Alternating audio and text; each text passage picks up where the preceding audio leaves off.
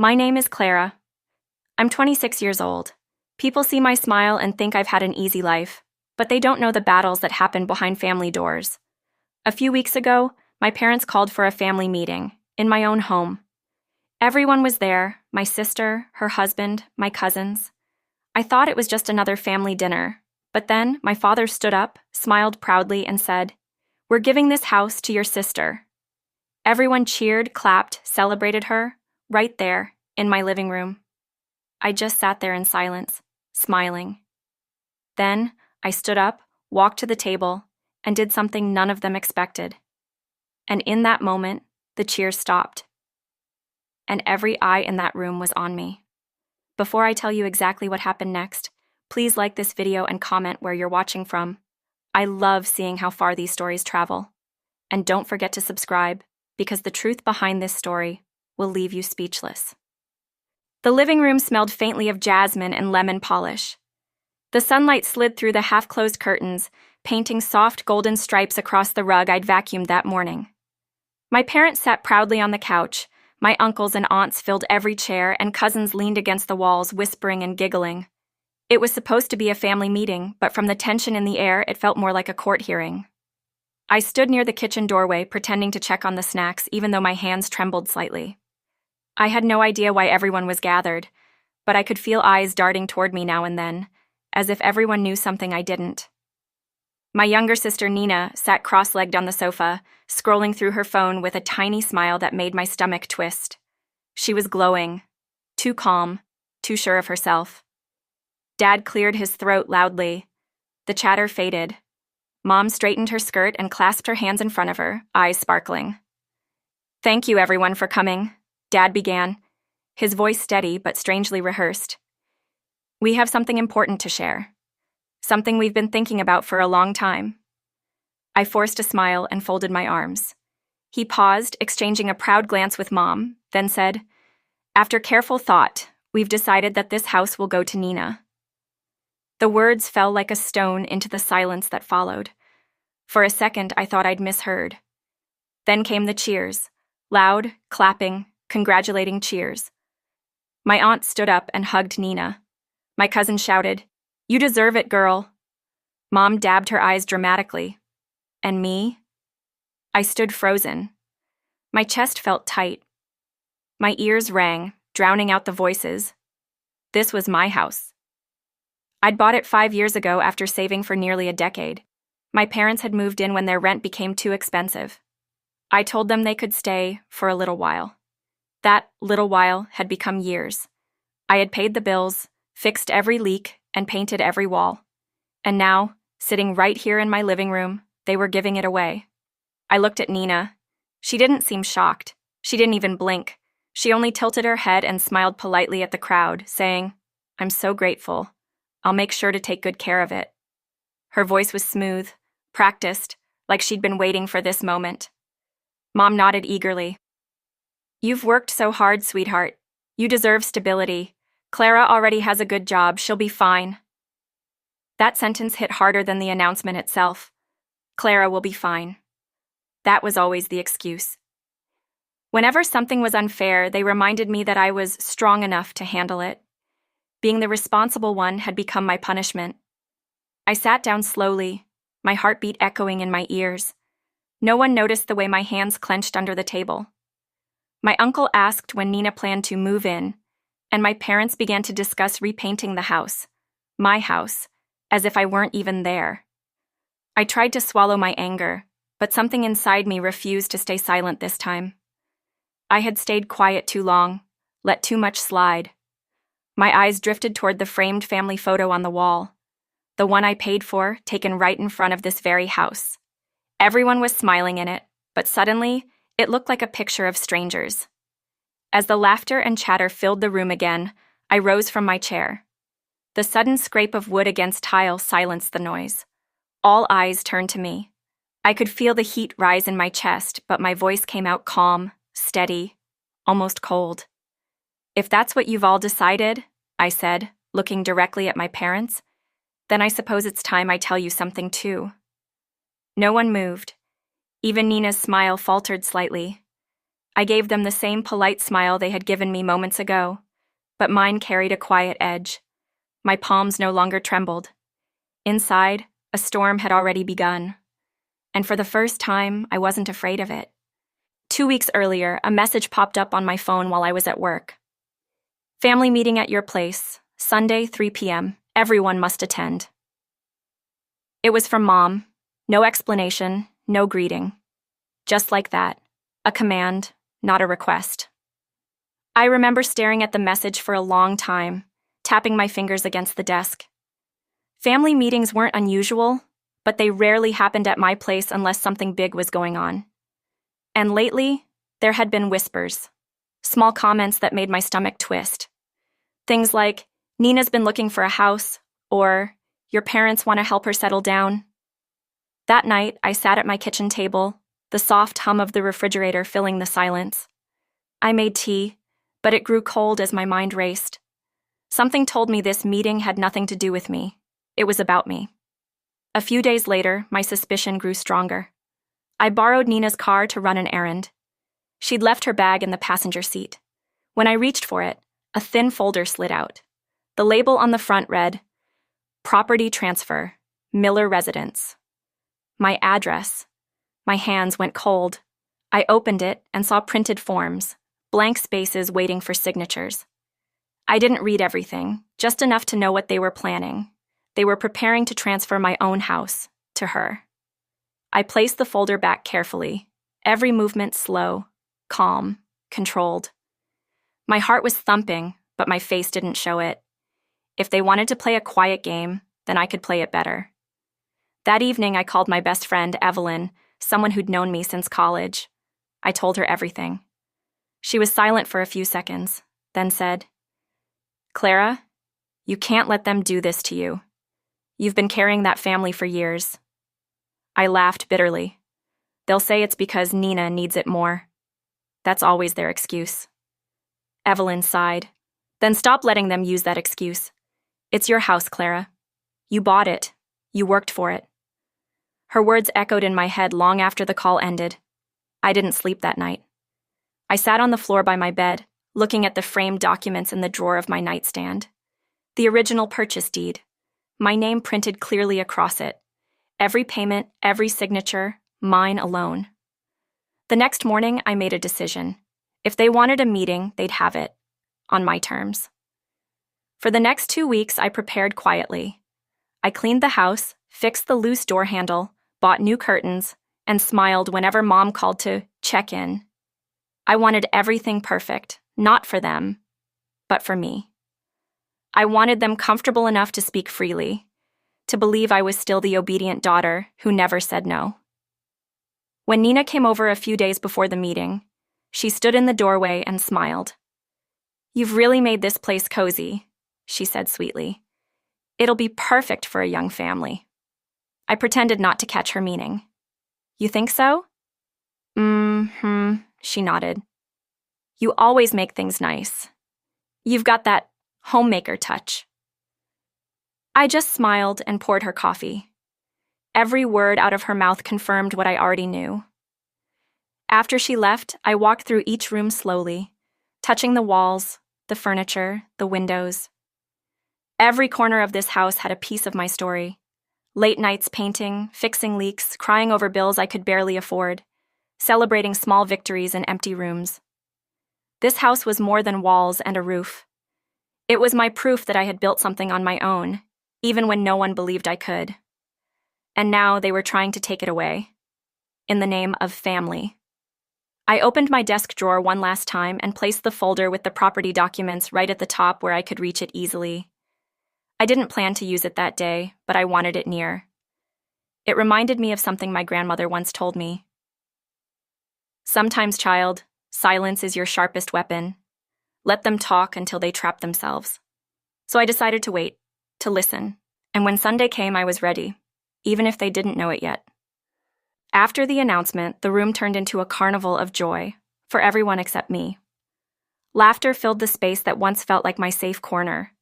People were hugging, talking loudly, making plans about Nina's new home, while I sat perfectly still on the edge of the couch, trying to steady my breathing.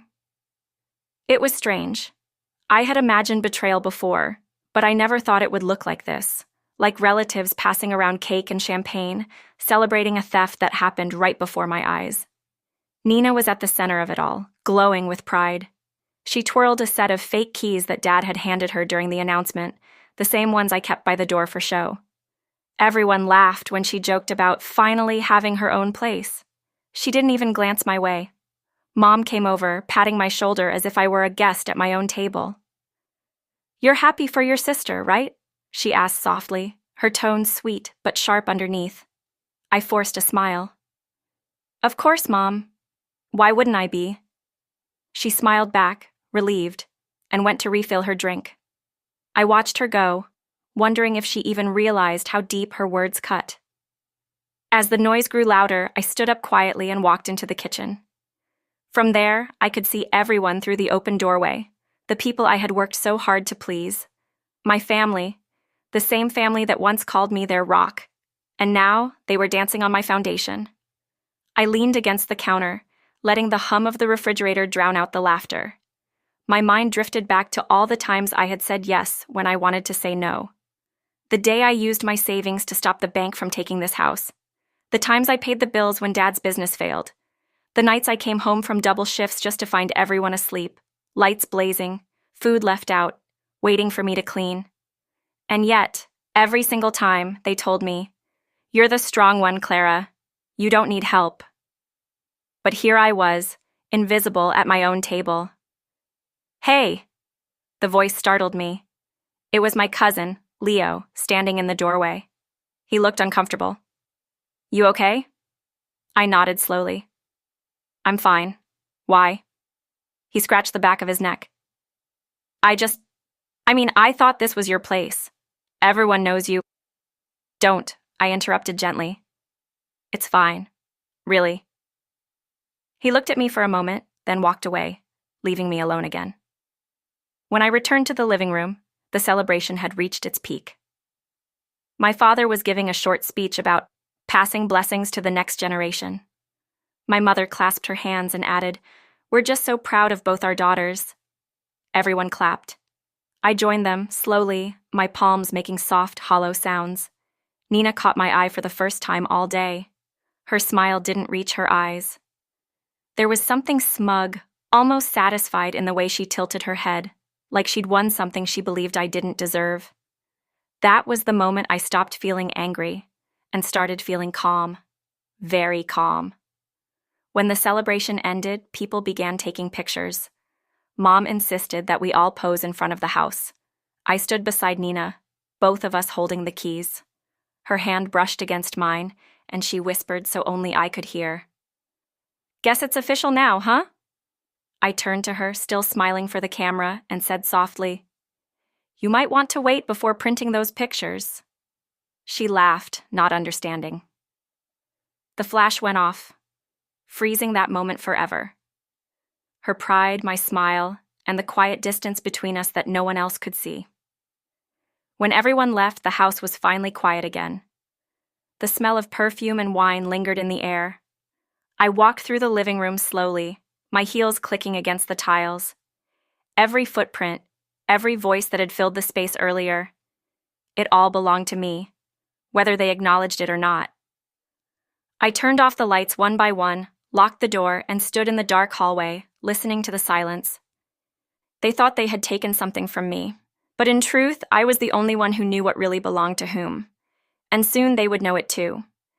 The next morning, I woke up earlier than usual. The sun hadn't fully risen yet, and the house was silent except for the faint ticking of the clock in the hallway. I sat at the dining table with a cup of coffee that had gone cold long before I touched it. My thoughts were sharp, steady. I wasn't angry anymore, just clear. Around noon, I called Mom and told her I wanted everyone to come back for a short discussion. I said it calmly, the same way I used to say, "Dinner's ready." She didn't sense anything in my tone. Within an hour, she texted back that they'd all be there after lunch. When I hung up, I took the folder from my drawer, the same one that had been waiting for this day. The paper inside wasn't just a document. It was my proof. My silence had been their comfort for too long. By 3 o'clock, the house was filled again. Fewer smiles this time, just polite greetings and soft chatter.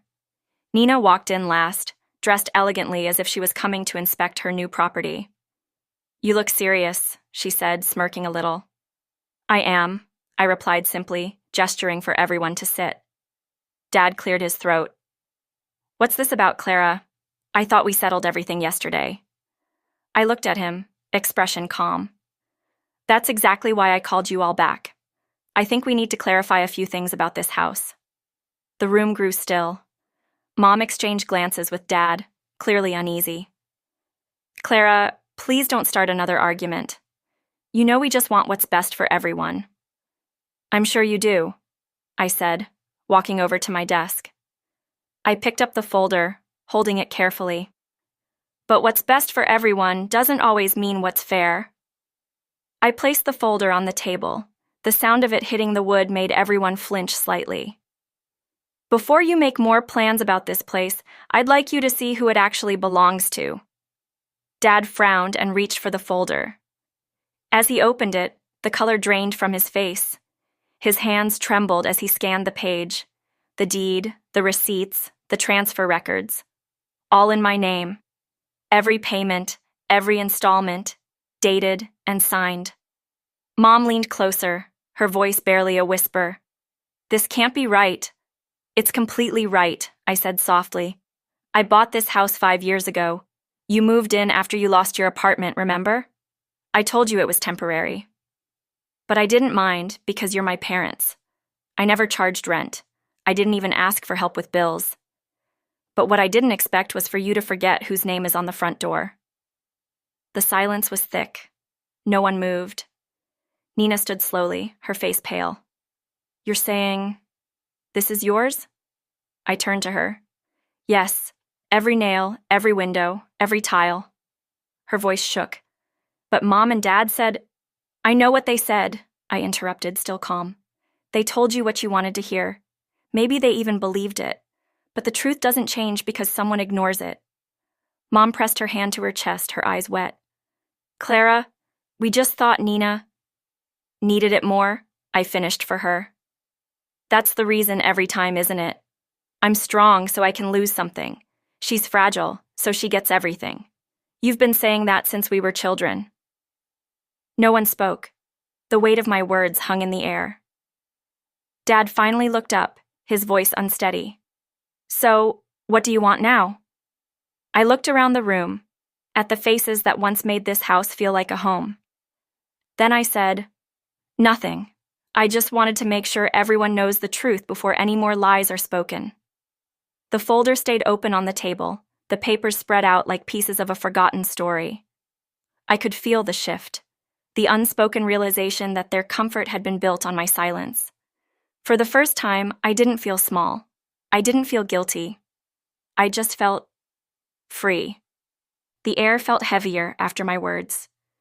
No one moved, no one spoke. It was as if the walls themselves had swallowed the noise, leaving only the faint hum of the ceiling fan. My parents sat side by side on the couch, staring at the open documents on the table like strangers reading their own secrets. I took a quiet breath and leaned against the edge of the dining table. "I didn't call you all here to humiliate anyone," I began softly. "I called you here because I wanted you to see what I've seen for years, how easily you all forget who stands behind the things you celebrate." Dad rubbed his forehead, his voice rough. "We didn't mean to hurt you, Clara. We just thought that I'd be fine," I finished for him. My tone wasn't angry. It was tired, worn out from years of being the strong one. "That's always been your answer. Every time something unfair happens, you look at me and say, 'Clara can handle it.' Maybe that's true, but that doesn't mean it doesn't hurt." Mom's eyes filled with tears. "We only wanted to help your sister. She's not as capable?" I said, meeting her gaze. "You've told me that since we were children, and because of that, you raised one daughter who believes she's untouchable and another who had to learn to survive alone." The room went still again. Even Nina said nothing this time. I turned toward her slowly. She stood with her arms crossed, her expression flickering between embarrassment and disbelief. "Nina," I said quietly. This isn't your fault alone. But I hope now you understand. Nothing was ever handed to me. I built this from scratch. Every inch of this house came from nights I barely slept and mornings I pushed myself to keep going.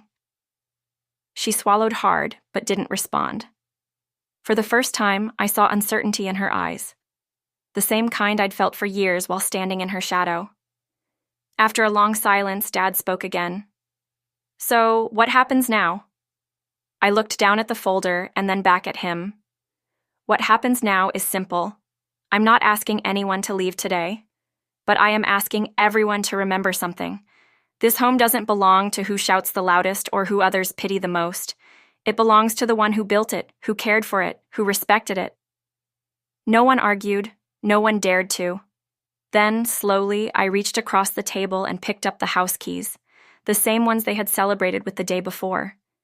I turned them over in my palm for a moment, the metal cold against my skin.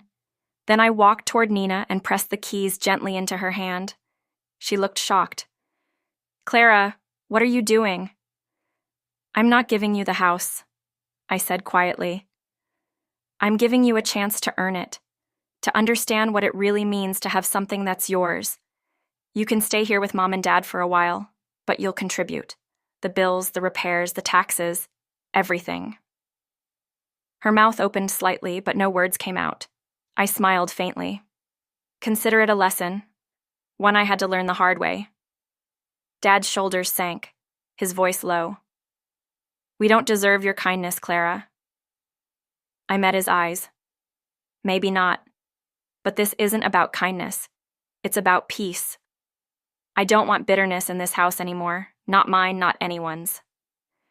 I turned toward the window, watching the sunlight spill across the floorboards. The house looked different now. Lighter somehow, freer. As I walked to the door, I heard Mom call after me, her voice trembling. Where are you going? I glanced back and smiled gently. To get some air, I said. For once, I just want to breathe in my own home. And with that, I stepped outside. The cool air touched my face, quiet and clean. I closed my eyes for a moment, feeling something I hadn't felt in years. Peace, real and solid. Thanks for watching, and don't forget to subscribe for more.